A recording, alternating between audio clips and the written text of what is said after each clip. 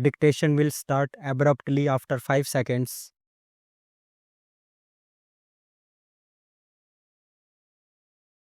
Mr. Deputy Chairman, I am happy to be able to speak in this House once again. I do so for the first time on this side of the House, and that makes me doubly happy. I welcome the friendly and conciliatory tone of the Honorable Finance Minister's speech. I think the tone and approach has changed over the last 3 or 4 weeks, and that augurs well for this bill, although it will depend upon the outcome of this debate and the assurances that the government is able to give on many issues which he himself hinted are still outstanding issues and need to be resolved. If I may say, in the lighter vein, between 2011 to 14, I did virtually what was called traveling between my prime minister, the leader of the opposition in the Lok Sabha, the leader of the opposition in Rajya Sabha, and the empowered Council of State Finance Ministers. We tried to pass the GST bill with the support of the principal opposition party, and we failed. In the last 18 months, the government tried to pass it without the support of the principal opposition party, and I am glad that you have also failed.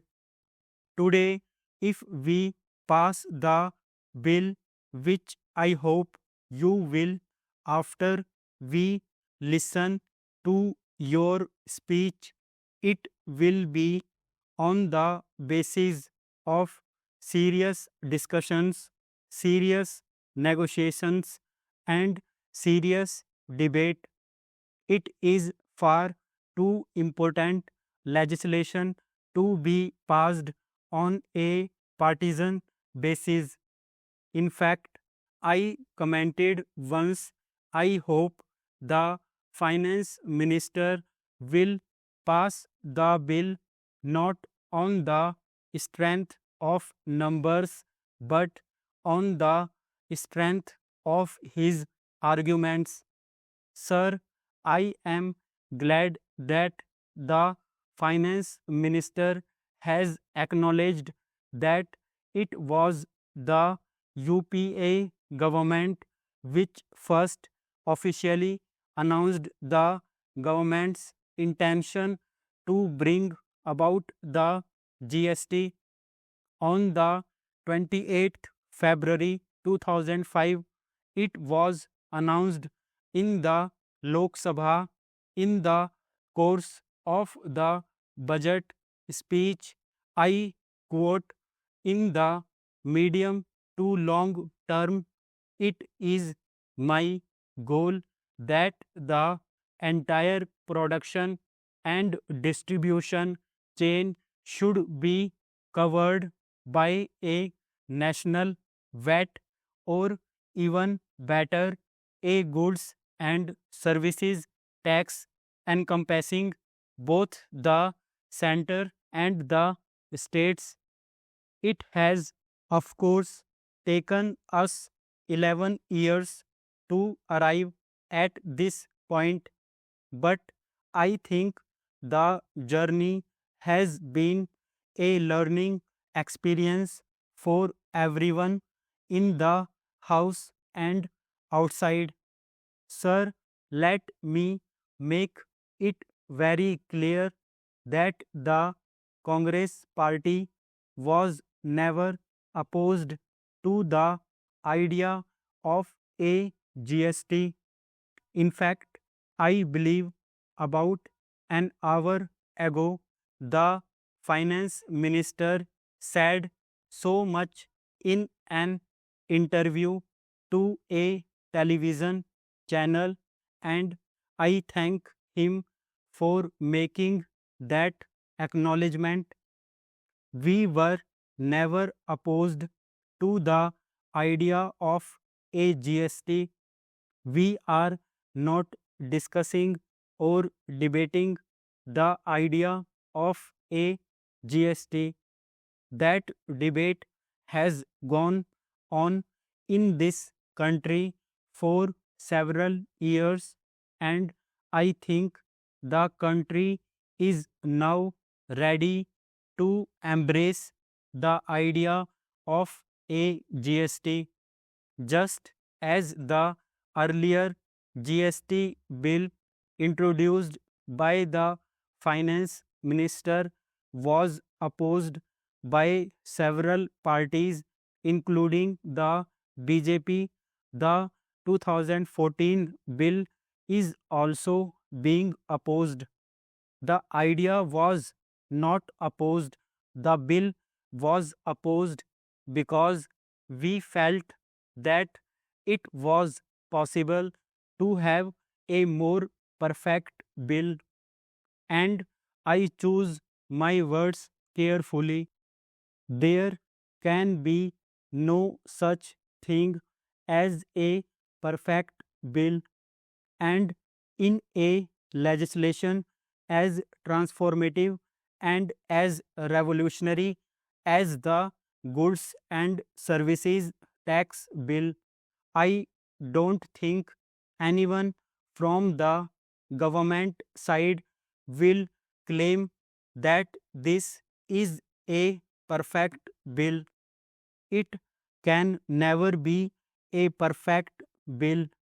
But when we found that there were too many flaws in the bill, and many of those flaws could be fixed by addressing them seriously, we decided that we could support the bill. I am happy that in the last few weeks there has been a serious engagement by the government with the opposition parties, including my party, and I am glad that considerable progress has been made. Sir, there are four major issues. I will touch briefly upon the first three issues because it is the last issue that concerns me the most, and I want to take my time dealing with that at some length. The first one is this: I wish to point out to the Honorable Finance Minister that there are still pieces of clumsy drafting in this bill. For example, in the present list of amendments circulated, you have made some provisions for what will go into the Consolidated Fund of India and what will not go into the Consolidated Fund of India. This problem should have been noticed much earlier. It should have come in the draft bill, but it has come today in the form of an amendment, and while I will not take too much time explaining what I have in mind. If the Honorable Finance Minister reads it more carefully, he will find pieces of clumsy drafting